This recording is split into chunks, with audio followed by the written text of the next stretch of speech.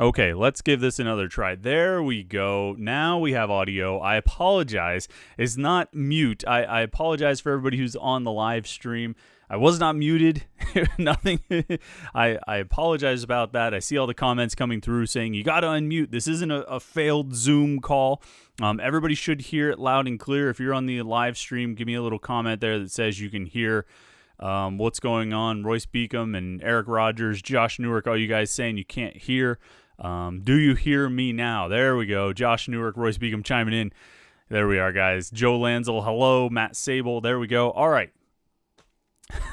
Gonna have to edit that part out of the podcast when we release it. You know, I usually, for the weekly podcast release, I just rip the audio from this video once it's on YouTube.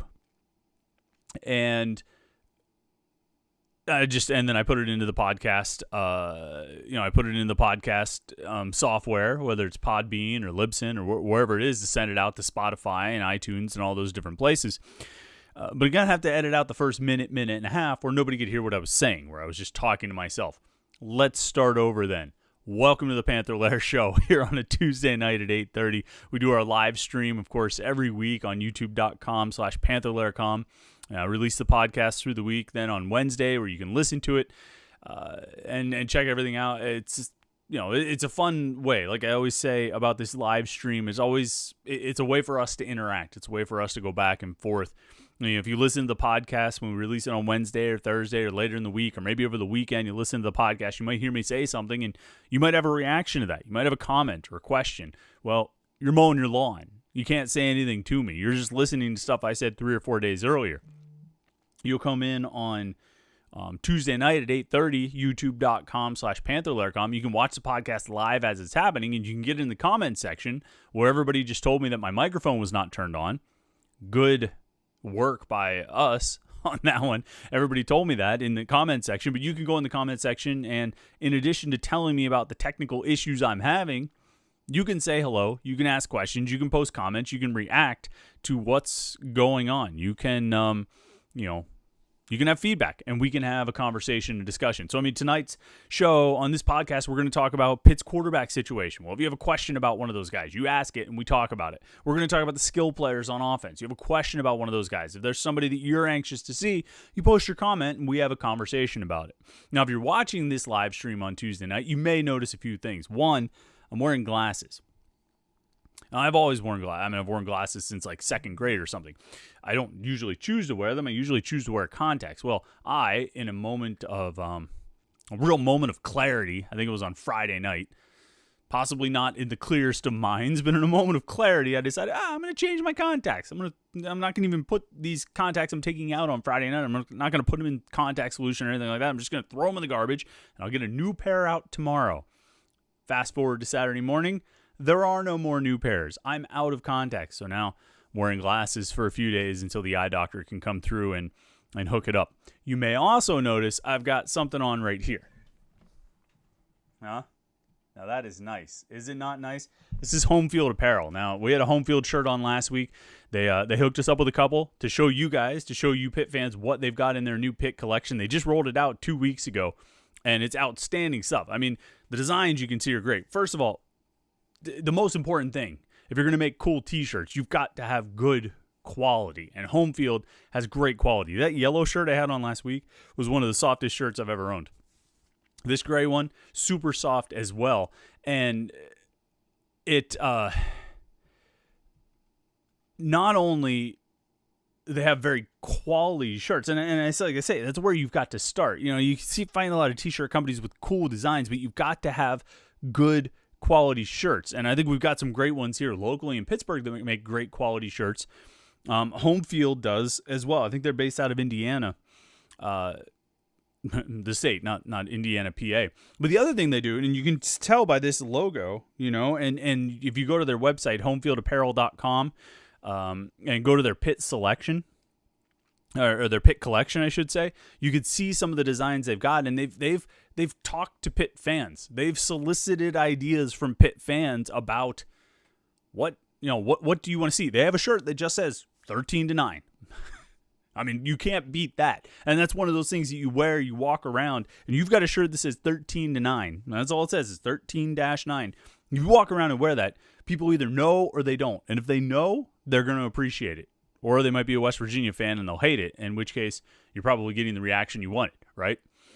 Outstanding stuff. It's a great collection. I mean, this logo right here, just the Pittsburgh Panthers with the classic Panther mascot. I mean, like an old school Panther mascot is great. Last week I had the warm up the victory lights. They have some great cathedral shirts. I mean, there's a really good collection at homefieldapparel.com. Homefieldapparel.com. Go to their pit collection and check it out. If you use the promo code LAIR, L-A-I-R, you can get 20% off your order. You can't beat that. Great pit stuff. Great pit designs, unique pit designs, stuff you're not going to find anywhere else.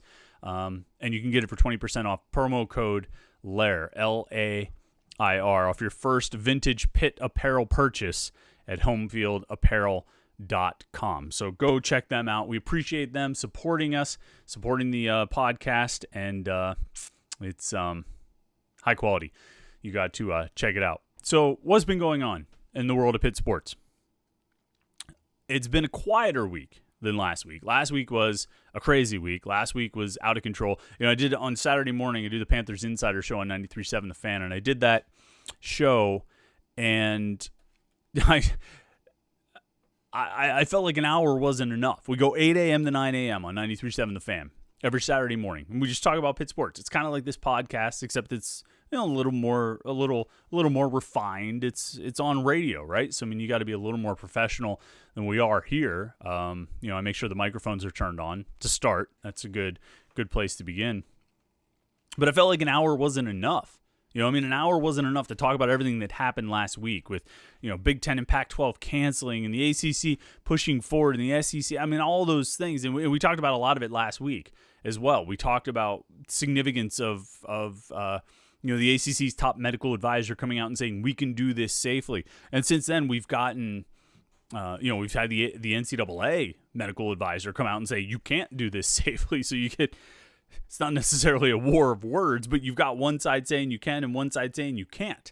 And the fans, for the most part, are going to side with the side, you know, that says you can play because they want you to play. And that's the thing that's I don't want to say disingenuous about all of the outcry we've seen from Big Ten fans and Big Ten players and Big Ten coaches. You know, I've seen a strong push of just, you know, we want transparency. This is what I keep hearing. We want transparency from the Big Ten. Tell us how you arrived at this decision. Not just the weird uncertainty about whether they actually held a vote, which is, I mean, if they didn't actually vote, the Big Ten has bigger problems than anything else we're talking about here tonight. But transparency about the logic and the reasoning and the rationale behind the decision. Why you feel like it's not possible to play games this season.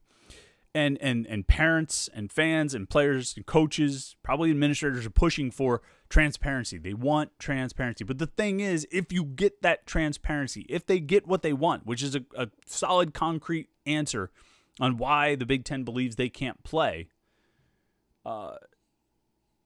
they're still going to be mad because it's not the answer they like. It's not going to get them football. You know, I mean, ultimately what they want is the games to be played. The Big Ten has decided, rightly or wrongly, a little too soon in my opinion, but they decided that it wasn't safe to do it. It wasn't safe to play. And I mean, there's talk about how they might go back on that decision or whatever. Ultimately, I don't care about the Big Ten. Obviously, my focus here is on the ACC. And Pitt and how it affects Pitt's season and whether Pitt's season is actually going to happen. That's what I'm, you know, focused on right here. But it's funny to watch what's happening in the Big Ten. You know, when you talk about players having a voice and there's a lawyer involved trying to get, you know, Congress and state legislatures to change their laws and their rules regarding waivers and liability, and that's ultimately what it comes down to. I mean, that's probably the bulk of it for the Big Ten right now is it's about liability. And for some reason, whatever reason, the ACC and the SEC and the Big 12, and a few other select conferences, I think the AAC as well, feels like they can get around those issues. Not necessarily force the players to sign waivers, but they can get around liability issues somehow. I don't know. We'll see how long it goes. But as we like I say, last week was a really busy week, and we certainly had a lot to talk about on the Panther-Lair Show on Tuesday night. I had a ton to talk about on the Panthers Insider Show on Saturday morning, and we came into this week, and it's been a little bit quieter since then. We're past the news of Jalen Twyman opting out. We're past the news of, obviously, like I said, the Big Ten and the Pac-12 canceling or postponing their seasons. We're past the news of the ACC and SEC and Big 12 kind of doubling down on this thing. The one bit of news that did come out since the last Panther-Lair Show that we haven't gotten a chance to talk about because I think it came out on Thursday, is that Joey Yellen's ruled eligible. And this is a redshirt freshman quarterback transfer in from Arizona State. And Pitt obviously enters this season with a quarterback who's going to be a third-year starter this year. So it would seem to be a non-starter issue of sorts, this Joey Yellen thing. He's not going to beat Kenny Pickett for the starting job. Kenny Pickett's going to be the starting quarterback, unless he gets hurt or something like that. He's not going to lose the starting job. And I've heard some good things about how Kenny Pickett's looked in training camp thus far. Obviously, we've seen none of it because media can't attend practices this year, which means we're seeing roughly 30 minutes less per day of practice than we did last year. But I've heard Kenny Pickett's playing well, having a good training camp thus far, which you would hope for and expect out of a senior quarterback who's started the last 2 seasons plus a game. And so you would look at this and say, well, that's interesting that Joey Yellen was ruled eligible. It raises all kinds of questions, again, about the NCAA's process for determining these waivers. What was the rationale for Joey Yellen to be ruled eligible? What was the rationale for Phil Dracovic to be ruled eligible at Boston College after transferring from Notre Dame?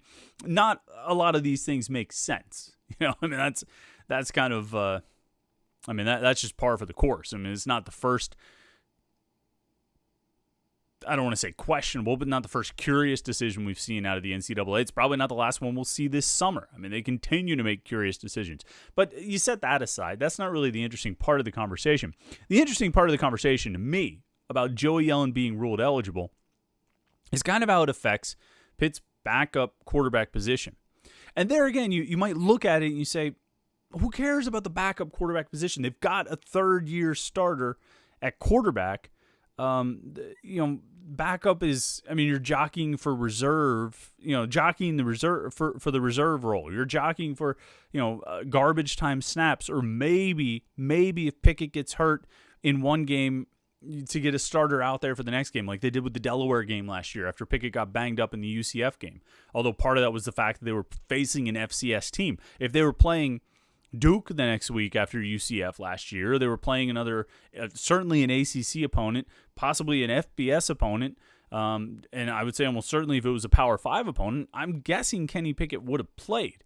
But because it was Delaware, because it was an FCS team, and yes, the game ended up being closer, a whole lot closer than it should have been, but because it was Delaware, an FCS team, they went with Nick Patty and felt like they could get through and give Kenny Pickett an extra week of rest. And so you have some relevance there. It does matter to some extent of who the backup is going to be because that's the guy you're going to rely on if Pickett gets hurt. But even then, it doesn't seem like something to draw all that much interest. It's just a backup quarterback. Except it's not. It's not just a backup quarterback for a lot of reasons. For one thing, we're not just in any regular season. We're in 2020. And in 2020, Pat Narduzzi kind of pointed this out. He sort of alluded to it when I asked him about Joey Yellen on Monday, I think it was. I asked him, what do you expect out of Joey Yellen? He's ruled eligible. What are you looking for from him this season? And he talked about a lot of different things, but one of the things he kind of touched on, and he didn't say it in this explicit of terms, but one of the things he kind of touched on is that, look, you don't know week to week who's going to be available for you to go out on the field. If they play 10 games, if they play 11 games, and a lot of people have asked, I think it's still up in the air on whether they're going to try and find another opponent to replace Miami of Ohio. After the MAC canceled their season, Miami of Ohio is off Pitt's schedule. They were supposed to be the opener on September 12th. I think it's still up in the air on whether or not they're going to find anybody to replace Miami, or they might just play 10 games. But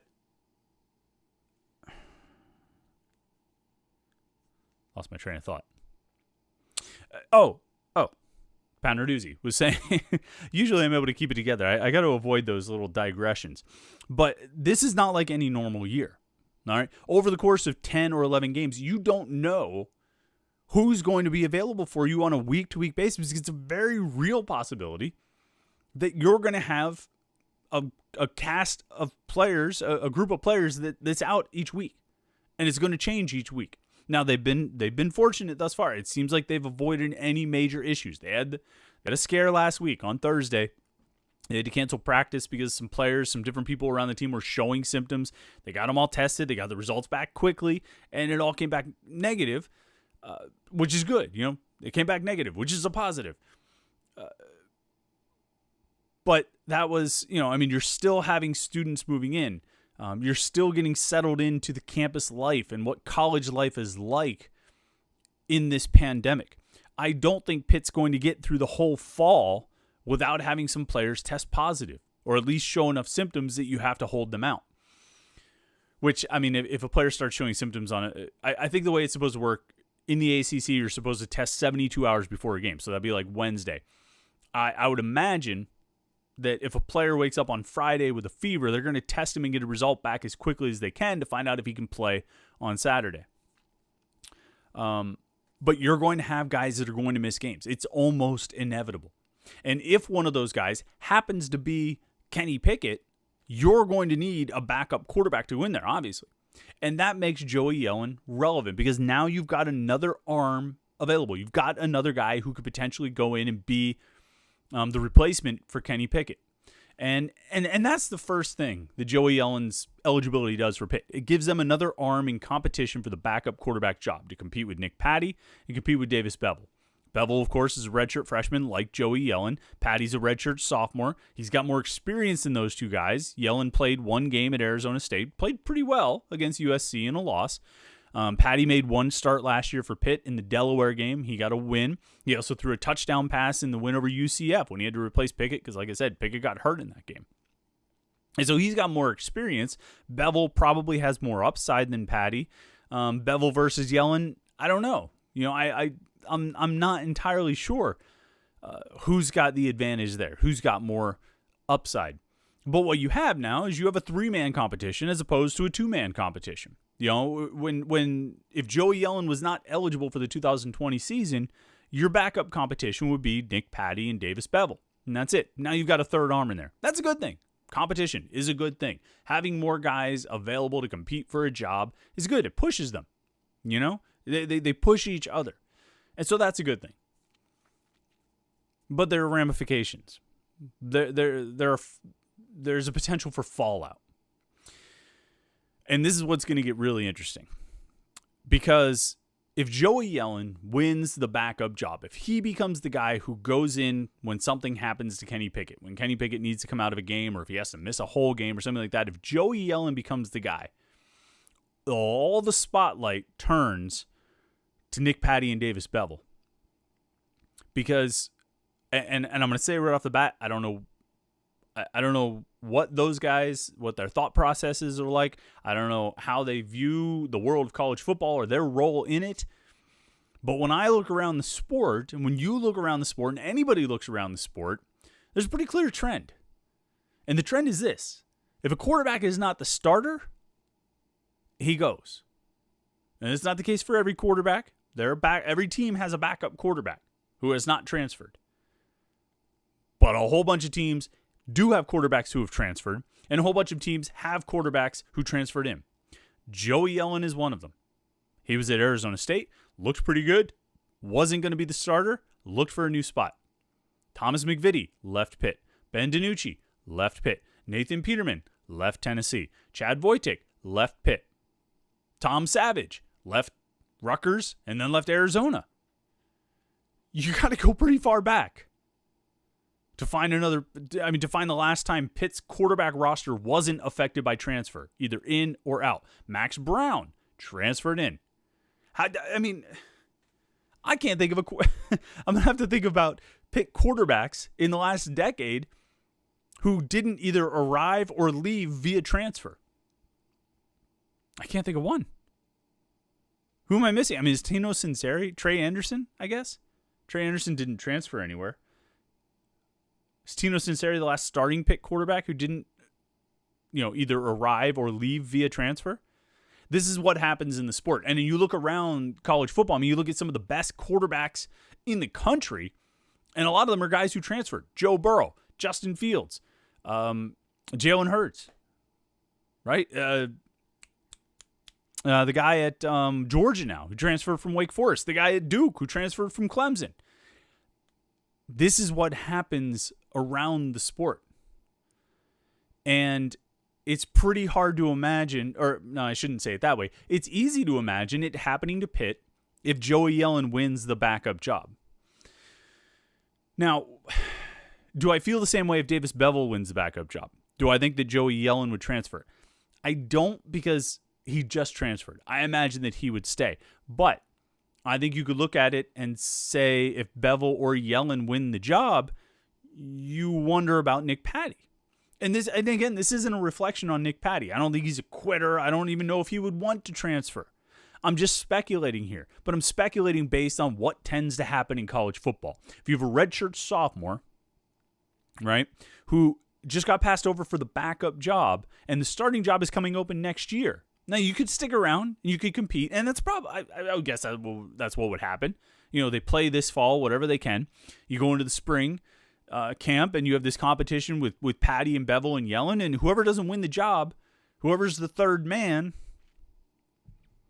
I mean, I'm not recommending it, I'm not advocating it, but this is what happens, in college sports. So that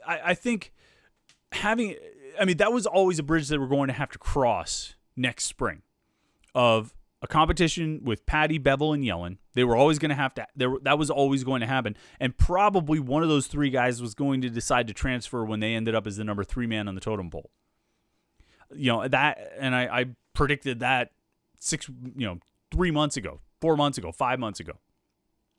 I think what you have the possibility of having now is you go into this season, you've got Pickett as your starter, you've got your top backup, and you got probably an understanding of who's 3 and who's 4. And 4 maybe goes through the season and then looks for a new home. And I think, if Joey Yellen wasn't eligible this year, you would just have Beville and Patty as the backups, one of them the backup, one of them the number 3, the emergency, and Yellen wouldn't be part of that conversation. It made the room a little more crowded to have Joey Yellen eligible this year. And again, I'm not saying it's a bad thing. I would not say it was a bad thing for Pitt to have Joey Yellen available to play this season. But I think it does have some complicating factors on the impact that it could have and how it could change the quarterback room going forward. Now, they've already recruited a quarterback for the 2021 class, Nate Yarnell out of Texas. We've talked about him and how it might be better for Pitt if he actually doesn't play this season, since he's at a pretty prominent high school in Austin, Texas. He's going to get attention down there if he goes out and has a big season.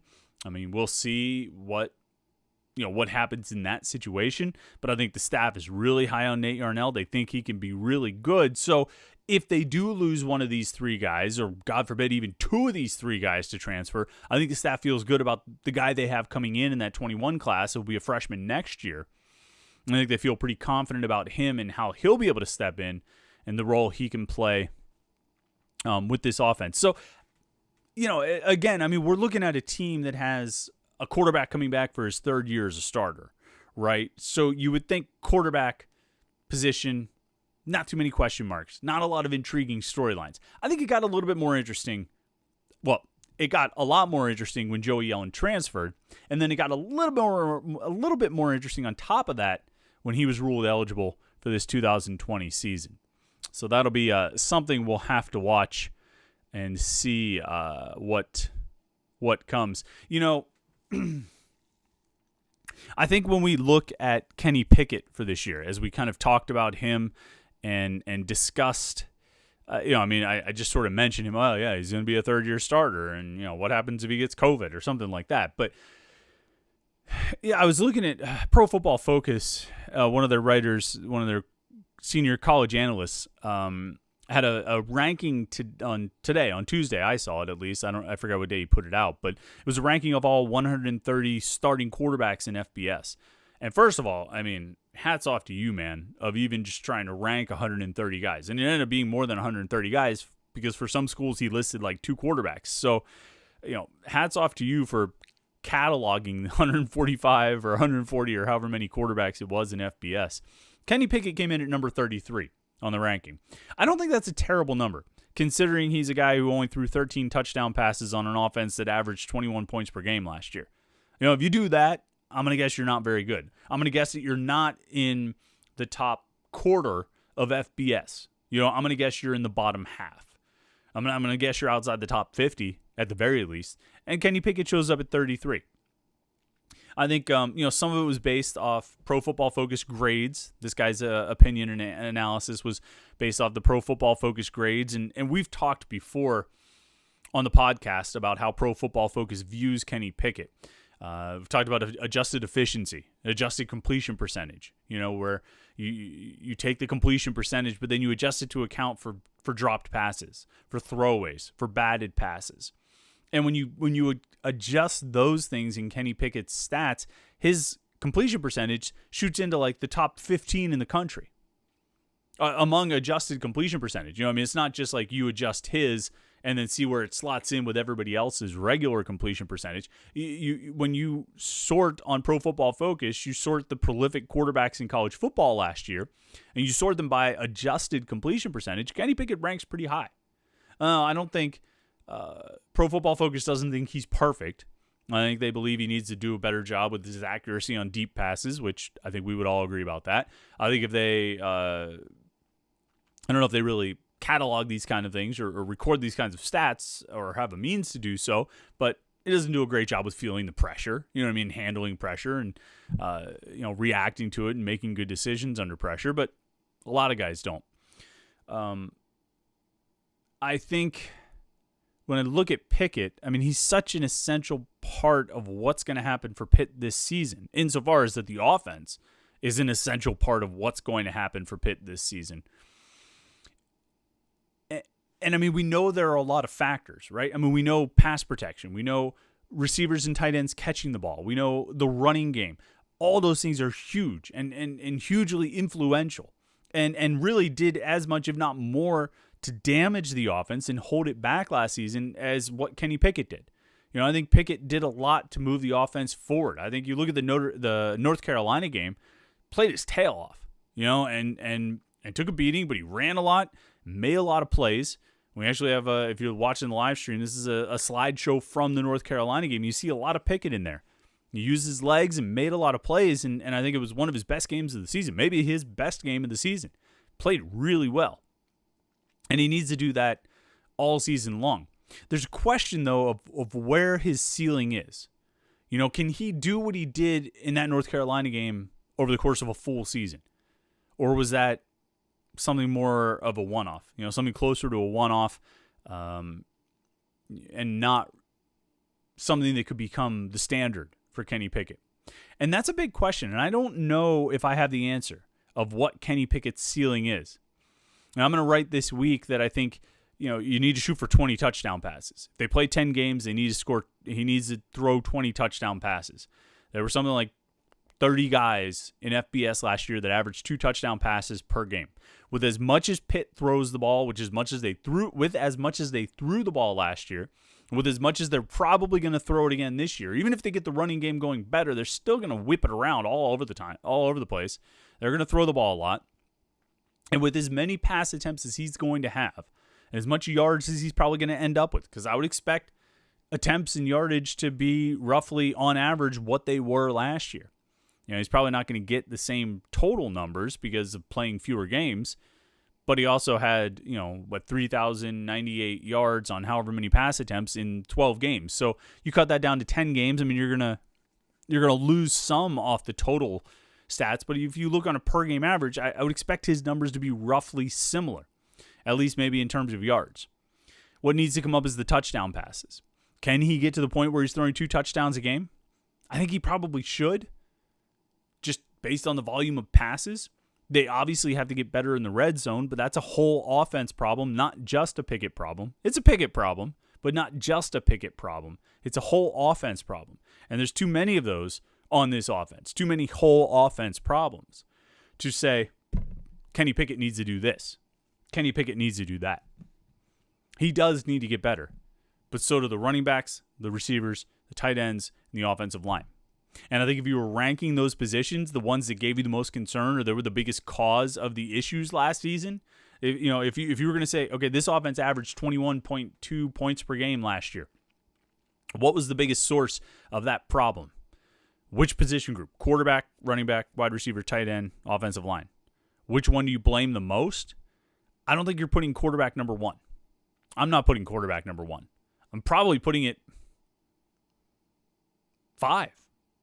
Quite frankly, I mean, I can think of more errors and mistakes and problems that came from those other position groups than came from the quarterback. And again, that's not to say the quarterback's without blame. He deserves plenty of blame for this, for how the offense played last year. He threw interceptions, he fumbled, he made bad off-target passes that weren't caught.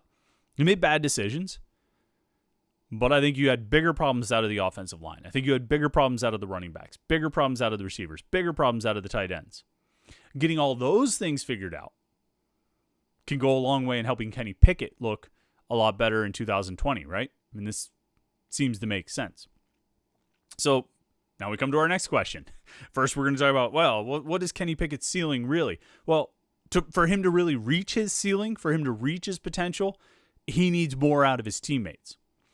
And, there's somebody who said you got to elevate your teammates. You got to, bring those guys up. A good quarterback can put the team on his back. And I think Kenny Pickett is more than willing to do that. But guys also have to catch the ball when he throws it to them. Running backs have to be able to break a big play when the opportunity presents itself. The O-line has to pick up the pass rush sometimes. Not to say they didn't pick it up at times last year, but they have to do it better than they did. And they also have to block for the running game, which is going to help open things up. Will the skill players improve, though? Right? I mean, that's our next big question. If this offense is going to get any better, Pickett obviously has to play better. He's got to put up better numbers. But to put up better numbers, a big part of that is going to come down to the other guys around him being better. And I think when I look at the wide receivers, the running backs, and the tight ends, I don't see any reason all 3 of those positions shouldn't be better in 2020 than they were in 2019. That doesn't mean they're going to be great. But I think every one of them should be better than it was a year ago. I think tight end is the easiest one. I mean, that position was just such a non-producing mess last year. When you can count on one hand the number of notable plays, positive plays, made by the tight ends, I mean, that's really over the course of like 2 seasons, because they were even less useful in 2018 than they were last year. That's not good. I really have high expectations for Lucas Krull. I think he can come in and be a really good addition to this tight end group. I think he can catch the ball. I think he can run well, which sounds like a good combination to me. So I think the tight ends will definitely be better. I think the running backs will also be better. They didn't lose anybody. And then you add Izzy Abanikanda, who has done well as a freshman running back. Working, getting some first-team reps, which they're always going to do. They're going to rotate guys around. But also, getting out there and working a lot on the second team and really kind of elevating himself. I think as a freshman coming in, freshmen can contribute at running back. We've seen freshmen contribute at running back. And he's come in and looked like he might not, I'm not going to say he's in line for LaShawn McCoy 2007 or Dion Lewis 2009 or James Conner even in 2013, a season that really was boosted by about 4 games. And then in the rest of the year, he was either hurt or didn't do a whole lot. But I think Abanikanda can come in and be a contributing part of this running back group and elevate it. Just by his presence alone, I think he can make the group better, in addition to the natural kind of evolution and growth of A.J. Davis and Todd Sibley and Vincent Davis. I think you've got a good group there, a solid group, I should say. We'll know at the end of the season if they're a good group.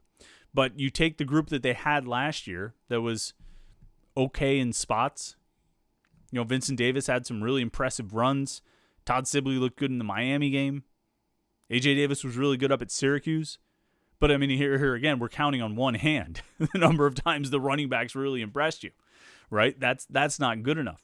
But you bring all those guys back, and you add Abanikanda to the group, I think there's improvement there. There's improvement for the position as a whole. Now, how much improvement remains to be seen, but I think there's improvement there. And then the wide receivers. And this is the position, I mean, I saved for last because, want to dig into it.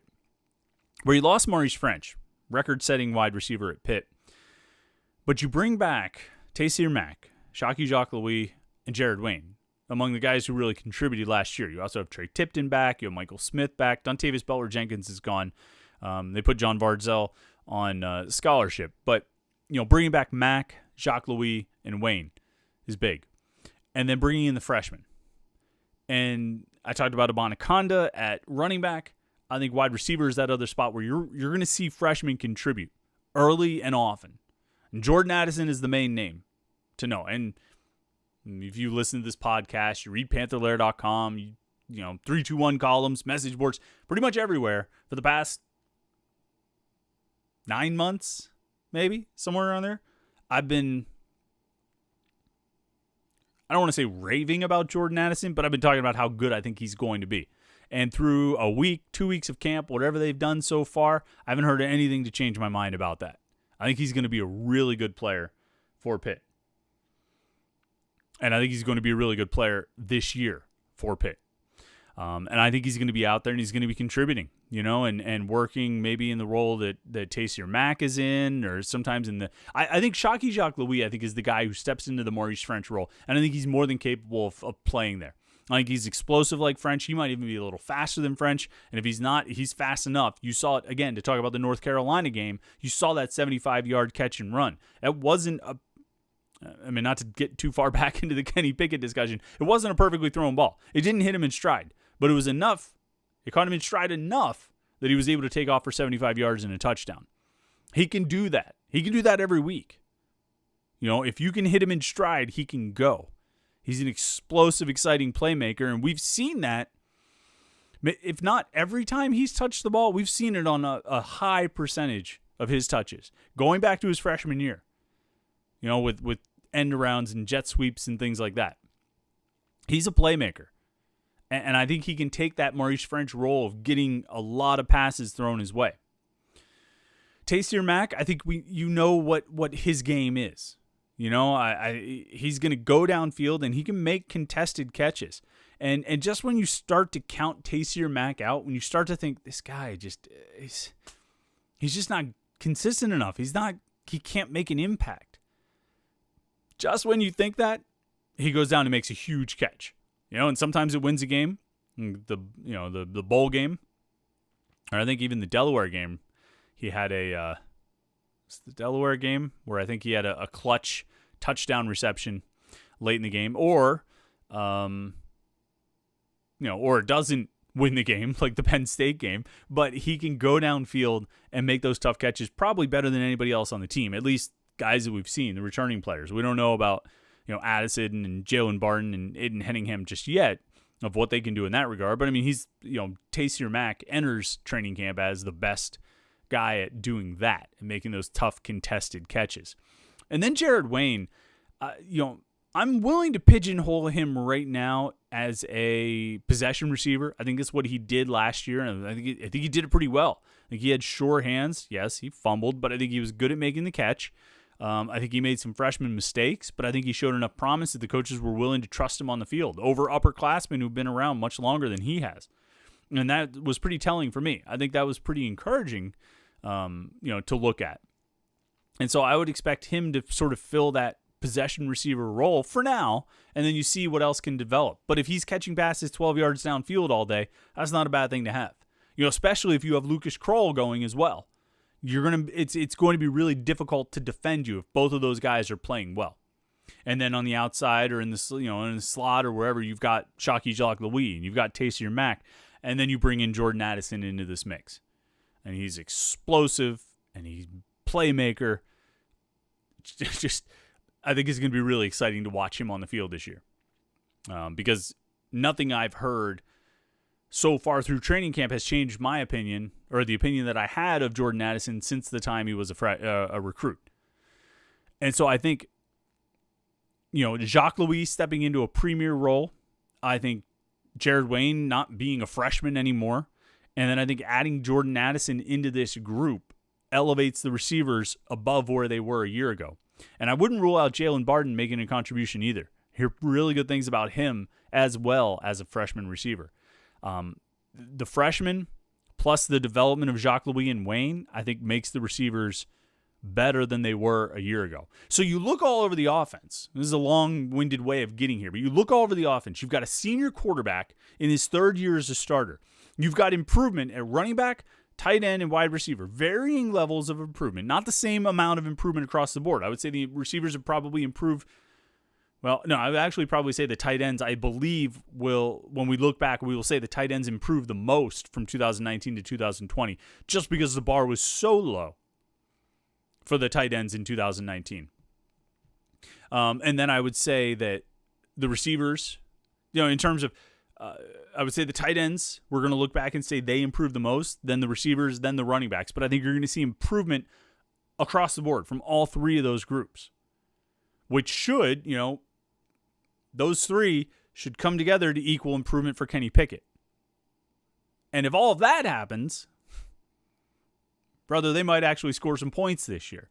And we don't need to go down there. I mean, I've talked enough times about how they just have to be a little bit better on offense. And I'm talking about every skill position here getting better. So they should be just a little bit better on offense. I mean, I think it's realistic to expect this offense to produce at a higher level than it did in 2019 because I think there are personnel upgrades pretty much across the board. But we'll see what they're able to do. And again, I haven't said it, but I mean, the eternal caveat, the permanent caveat that comes with everything we say here, if they have a season, right? Let's get out to some of the comments and questions. Let's talk to the people here who've tuned in to the live stream. We appreciate everybody who's checking in here. Let's see. Durbert says, I have a very smart aura for wearing glasses. I appreciate that. Yep, I feel very smart when I wear the glasses. Let's see. Royce Beacom says, chances the Big Ten reverses their position to play. I mean, look, I criticized the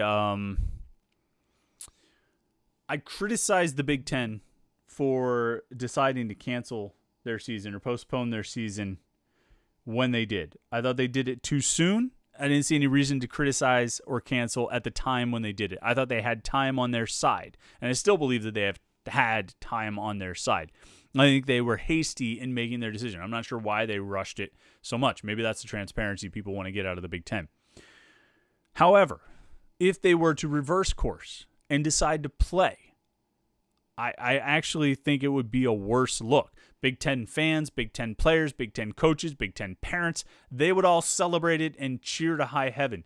But just like it didn't make any sense for them to announce a postponement or a cancellation that early, I'm not really sure how they could justify announcing a reversal at this point, unless they want to turn around and say, we just decided that we made that move too soon.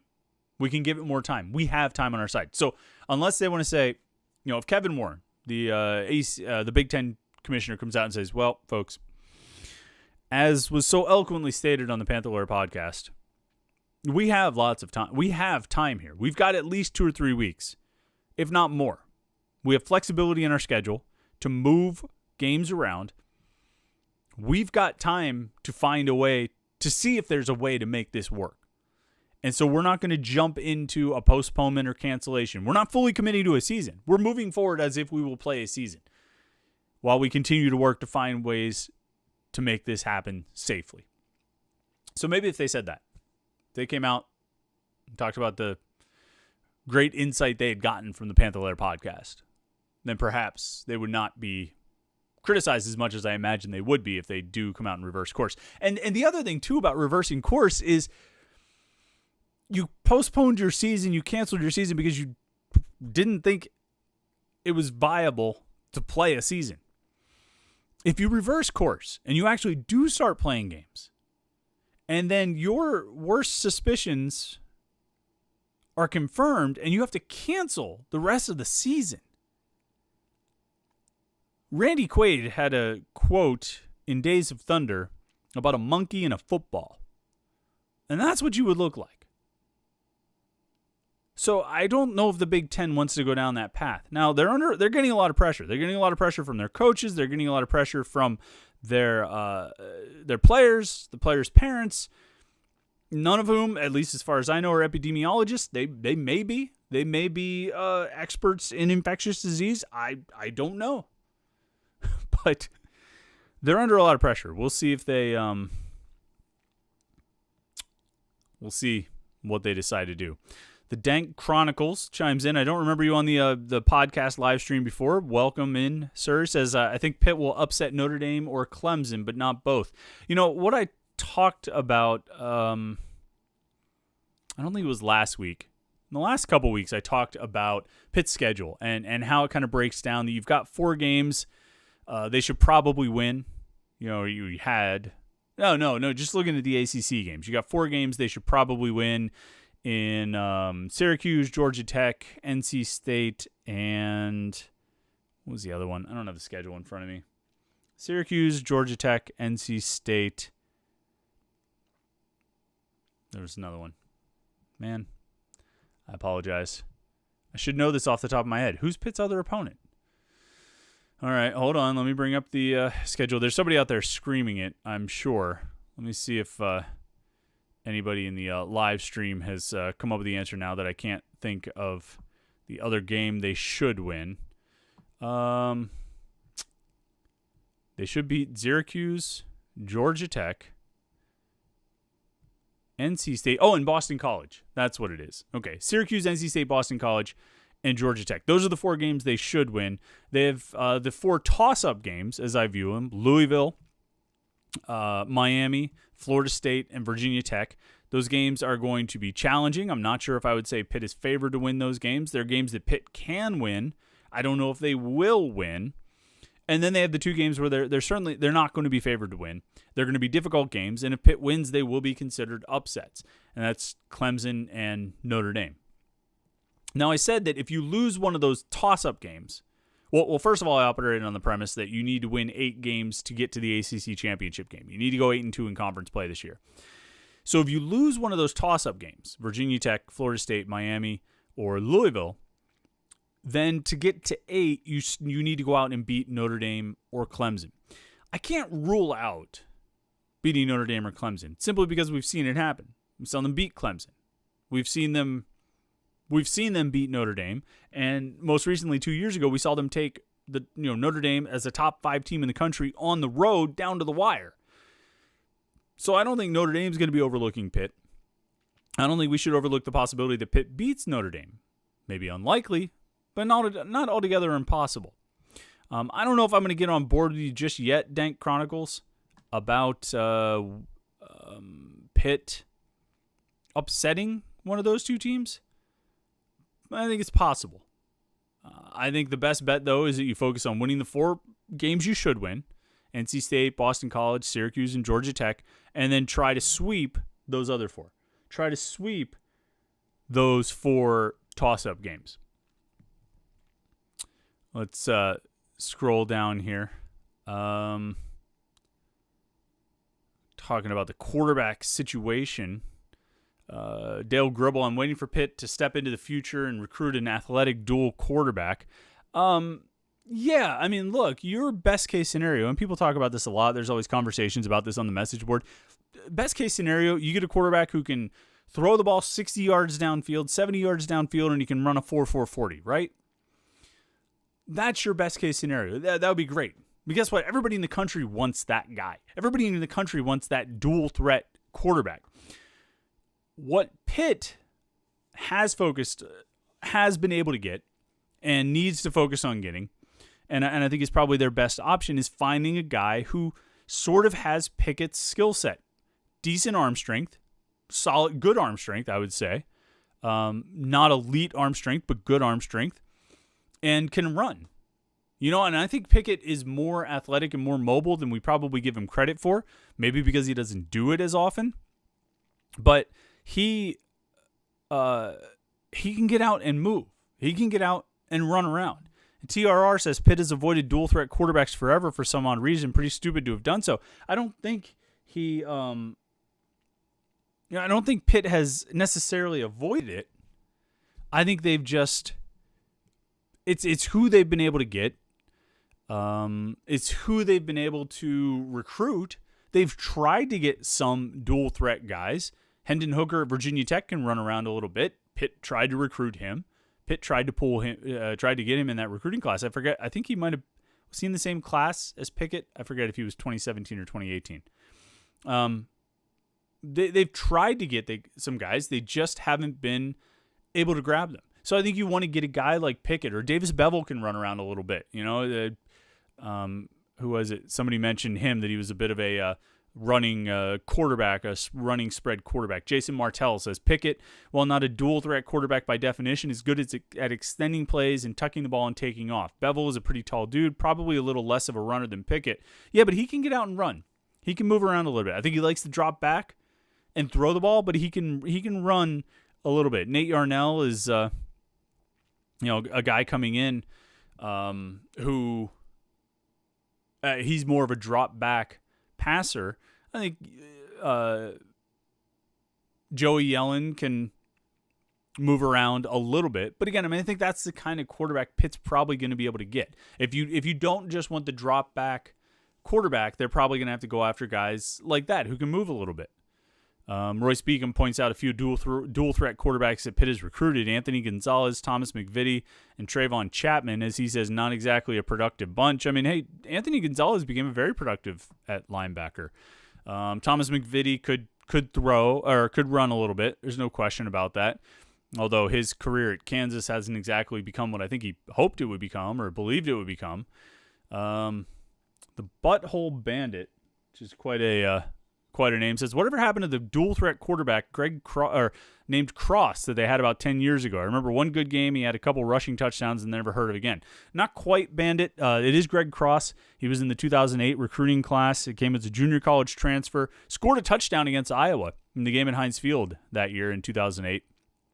And really never appeared again. He actually is coaching junior college football right now.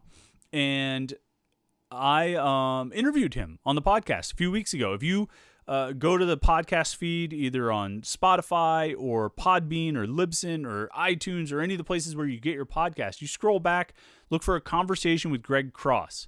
You could probably even Google Panther-Lair Show or Panther-Lair Podcast Conversation Greg Cross. And you could probably get the result that comes up there. A really good conversation with Greg Cross about his time at Pitt and what it meant to him, and why it didn't work out for him in junior college football and all that kind of stuff. I would highly recommend checking that out. So give that a listen, but because he was a good guy, really interesting guy to talk to. But yeah, he was a dual threat quarterback, and Dave Wanstead, Matt Cavanaugh, maybe not the most creative guys in the world when it comes to designing offensive packages, particularly for a dual threat quarterback or somebody who can run like that. They had a great play for Greg Cross to score a touchdown on, but didn't really have much for him to do after that, and they ended up moving him to wide receiver. So, like I say, I mean, I think Pitt, if you're going to try and get a dual threat quarterback at Pitt, you're going to want a guy, and you're going to have a chance to get a guy like Kenny Pickett. Who can tuck it and run if he needs to. This year, it would be ideal for Pickett to be able to just drop back all the time, but I do think Pitt's offense worked better and was at its best when he was also willing to run, when he had kind of that green light and he was willing to get out and go. So, that's kind of my view on Pickett. I think that's when he's at his best, but the thing is, too, you need to protect him. You know what I mean? You don't want him taking more hits than he needs to take. So that's why probably the best case scenario is that he just drops back and throws it. He'll have to make plays from time to time, though. All right, make sure you check out the website. I don't think oh, wait, we got a good comment here. RJCman38. Second half production, Pickett looked tired in the second halves of games. What's your take? Well, my take is clearly that he was tired from running to the sideline so many times, right? Get out of here. Get out of here. Even if Kenny Pickett runs to the sidelines before every play this season, we're not going to talk about it. All right? It's what Mark Whipple wants to do. It's what Kenny Pickett wants to do. It's what they apparently like to do. And so we're going to let them do it. It wasn't the reason they only averaged 21.2 points per game. It wasn't the reason that Pickett threw for 3,000 yards and only 13 touchdowns.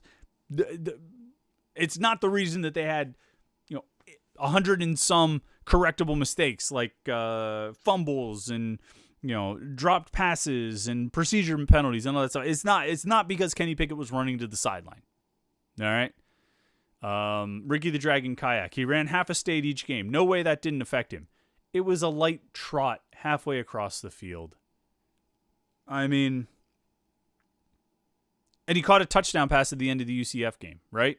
He led a game-winning drive at the end of the bowl game, right? I mean, guys, of all the issues that team had last year and all the issues that offense had last year, Kenny Pickett running to the sideline for the play call and a quick little chat with Mark Whipple was not one of them. I'm sorry. It just wasn't. I can find a lot of issues. I've written about a lot of issues. I've talked about a lot of issues that offense have had. I discussed it so many times, and that wasn't one of the issues. It just wasn't. But anyway, I know that you're on one side of that or the other. Make sure you check out the website, by the way. I haven't mentioned it. Panther-Lair.com, Pittsburgh.rivals.com. I always like to say it's the most comprehensive source of Pitt sports news on the internet. Football, basketball, recruiting. You can find it all at Panther-Lair.com, Pittsburgh.rivals.com. And, of course, we have message boards where we like having this conversation here during the podcast, going a little back and forth, a little conversation, a little discussion about Pitt sports. We'll go to the Panther-Lair.com message boards, and you'll get that kind of Pitt conversation all day, every day. Panther-Lair.com, Pittsburgh.rivals.com. The best online Pitt sports community, if you ask me. I'm a little biased, but what are you going to do? So great content, great discussion, all there at Panther-Lair.com. Of course, we have this podcast every Tuesday night, 8:30. We go live here on youtube.com/Panther-Lair.com. You can check that out. Get on the live stream and interact, have a conversation. And then, listen to the podcast throughout the rest of the week. And then on Saturday mornings, we have the Panthers Insider Show, 8 a.m. on Sports Radio 93.7 The Fan. Every week, we're right there. You turn on your radio, you're out driving around on Saturday morning, you're having your coffee. My wife likes to make waffles and put the radio show on. A little Pitt sports talk, on a Saturday morning, 8 a.m. to 9 a.m., 93.7 The Fan, the Panthers Insider Show. So check that out. Homefieldapparel.com. Go find their Pitt collection. Promo code LAIR, L-A-I-R, 20% off your first order of Pitt vintage gear. High-quality shirts, great designs, great graphics. Go check them out, homefieldapparel.com. Thanks so much to everybody who tuned in on the live stream tonight. It's been fun. Thanks for listening to the podcast. Make sure you check out the website, Panther-Lair.com. And, folks, you have a great rest of the week. We'll talk to you Saturday morning on the Panthers Insider Show, and then after that, we'll be back next Tuesday night, 8:30. We'll see you then.